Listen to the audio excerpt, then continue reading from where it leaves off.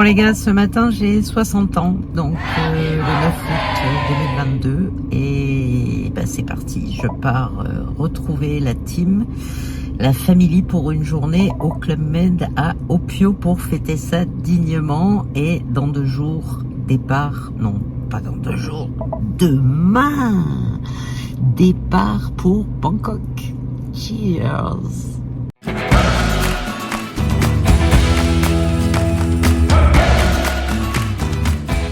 Et là c'est mort, j'ai 2 vertèbres cassées, donc pas de Bangkok, pas de Thaïlande, pas de travel sac à dos.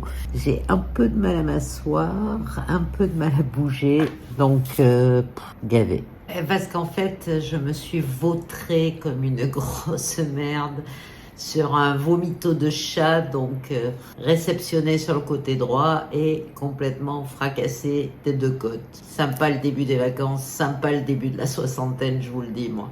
Je voulais tester le digital nomadisme pendant 10 jours en Thaïlande, me balader et rencontrer des digital nomades, me mettre dans des espaces de coworking et essayer de travailler. J'avais même prévu d'assister à des conférences. Bon, ça se fera pas, c'est pas grave, c'est reporté, j'irai entre Noël et Jour de l'An.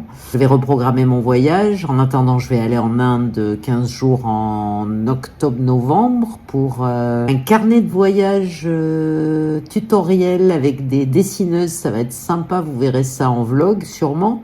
Mais en attendant, non, je me décourage pas, j'ai 2 côtes cassées, mais j'avance quand même les gars, j'avance quand même. Parce qu'en fait, il n'y a pas de date pour changer sa vie, il n'y a pas d'âge non plus, il n'y a pas que tu as mal fait avant, ou que tu as pas bien fait, ou que tu vas devoir faire, non. Tu fais ce que tu sens, et moi, ce que je sens, c'est que je dois changer ma vie aujourd'hui à 60 ans. Donc, je vais m'y employer, parce que je l'ai déjà fait 2 fois, comme je vous l'ai dit dans cette vidéo, où celle-là, il y en aura d'autres, il y en a plusieurs, je vais vous les mettre en lien. Et je vais sûrement tout bouleverser dans ma vie, tout vider dans cet appartement, vendre l'appartement, prendre une loc pour être plus libre, parce que pour moi c'est la clé, c'est de ne plus avoir d'attache dans un pays, et peut-être partir vers de nouvelles aventures, même sûrement. C'est pour ça que je voudrais vous booster à le faire avec moi. Et je vais vous expliquer comment je vais faire ça avec mes 2 côtes cassées quand même, parce que j'ai pas l'intention d'arrêter de travailler pour ça. En fait, j'ai décidé d'arrêter de subir, de vivre pour moi enfin, et il n'y a pas d'âge pour changer. Je pense que cette date approchant m'a fait prendre conscience d'une chose, les gars, j'ai plus envie de faire selon les règles de la société qui me tirent vers le bas.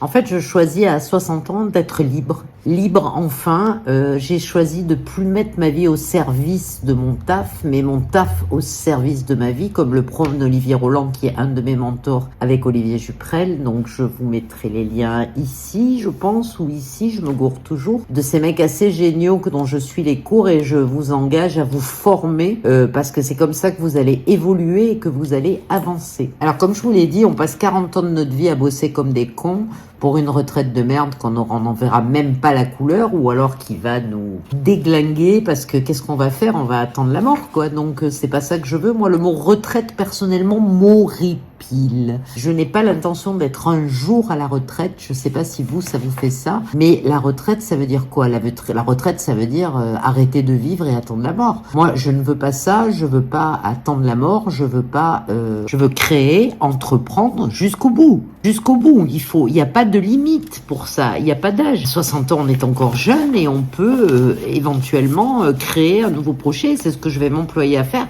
et ce que je vous invite à faire, les gars, parce que c'est hyper important. On se sent plus vivant quand on a un projet quel qu'il soit, d'entrepreneuriat, de quoi que ce soit, une création de quelque chose, créer un objet, créer une société, créer des cours en ligne, créer un bouquin, écrire un livre, mais putain, faites quelque chose, quoi. C'est la vie qui vous donne la chance, quand on a la santé, de faire ça, malgré les 2 côtes cassées. Mais il va falloir suivre cette loi si vous voulez sortir de ce terrain miné qu'est la retraite et la vie tracée par la société et ce qu'on nous a enseigné toute notre vie, de bien travailler à l'école, d'avoir des bons résultats, d'avoir un bon diplôme et de se faire chier dans un bureau, quoi. C'est plus possible. Il faut réagir.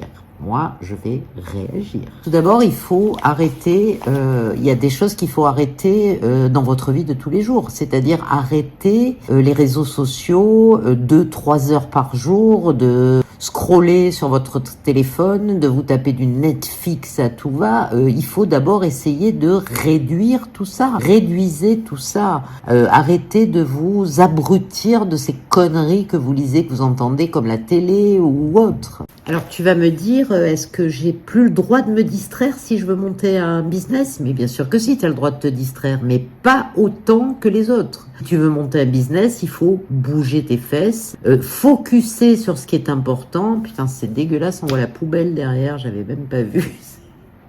Mais bon, c'est pas grave. Ne regardez pas la poubelle. Il faut que tu fasses des priorités, que tu crées des priorités, que tu fasses déjà le Miracle Morning dont j'ai parlé dans la précédente vidéo, ici ou ici, je me rappelle plus, et que tu avances en te créant des objectifs, comme je l'ai déjà dit 50 fois. Pour ça, il faut diminuer tous les réseaux sociaux et toutes ces merdes qui te bouffent la tête, et ce Netflix et cette télé et tout ça. Mais ça, je l'ai déjà dit 50 fois, donc je sais pas ce qui vous attend, ce que vous attendez pour le faire finalement. Je me demande tous les jours pourquoi les gens continuent à se plaindre et à faire cette grosse merde qu'est Netflix et la télé et les réseaux sociaux. Je vous parle même pas de TikTok.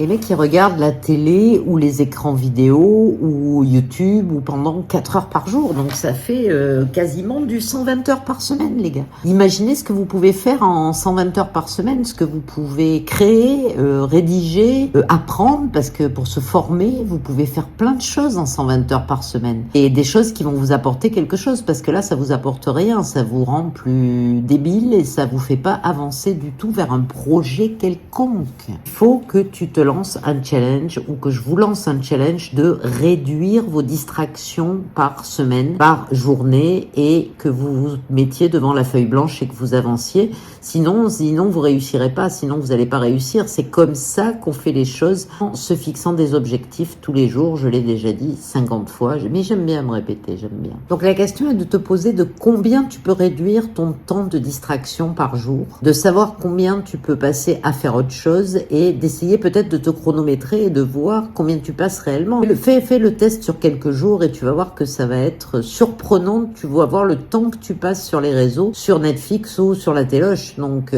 fais-moi ça, fais-moi ce test, vois combien d'heures tu peux gagner par jour, et utilise ces heures ou cette heure à faire autre chose, à essayer de te pencher sur un projet qui va te faire avancer, qui va te permettre de te libérer peut-être financièrement de cette manne que tu as de salariat qui te bouffe la vie et qui te fait avancer à reculons depuis des années. Installe-toi un défi de 7 jours pour voir ça. Comptabilise sur la semaine, vois ce que tu as gagné comme temps et ce que tu as pu engendrer à la place. Il y a qu'en se lançant un défi de 7 jours que tu peux voir réellement, et puis tu fais le bilan au bout de 7 jours. Tu vois si tu es toujours OK, si tu respires toujours, si ta vie est pas chamboulée. Elle le sera pas.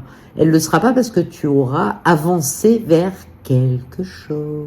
Moi, perso, c'est ce que je vais faire de ces 15 jours de vacances qui m'attendent, où je devais sillonner la Thaïlande du Nord sac à dos. Je vais essayer d'avancer sur mes projets. C'est-à-dire, je vais me lancer un plan d'action que je vais écrire avec un papier et un crayon pour savoir ce que je dois faire tous les jours, et je vais m'y tenir.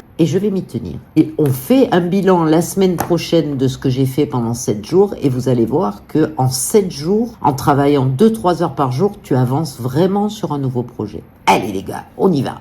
Ne serait-ce que réduire d'une demi-heure par jour tes occupations distractives, si je puis dire, regarde ce que ça fait sur une année. Une année, une demi-heure par jour, ça fait au moins 190, 200 heures, ce qui fait à peu près, sachant que la semaine de travail est à 35 heures, 40 heures, ça fait à peu près 5 semaines de gagner sur une année. Mais tu vois le bénéfice de ce que tu vas pouvoir gagner pour monter un autre projet. Alors là, il faut pas dire que tu n'as pas le temps, quoi. Je veux dire, tu as 5 semaines devant toi, tu peux te mettre une demi-heure par jour à réfléchir sur ton projet, à le faire avancer, ou alors une heure. Pourquoi pas une heure? Lance-toi un défi sur 7 jours, sur 15 jours, sur 3 semaines et vois ce que tu arrives à faire avec ce temps-là et ce que tu arrives à obtenir. Alors, est-ce que tu vas relever ce défi et arrêter de procrastiner devant ton écran pendant des heures tous les jours? Est-ce que tu vas prendre une demi-heure de moins sur les réseaux ou Netflix? Est-ce que tu vas te lancer dans un projet? Dis-moi-le dans les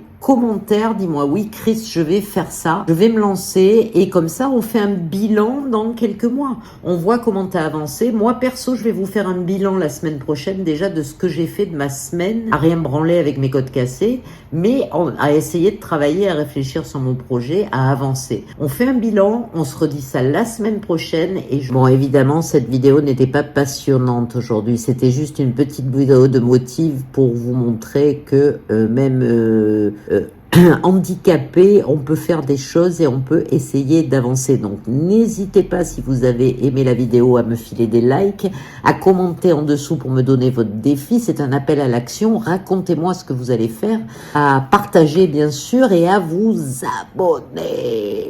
Abonnez-vous et on se revoit next week. Ciao les amis.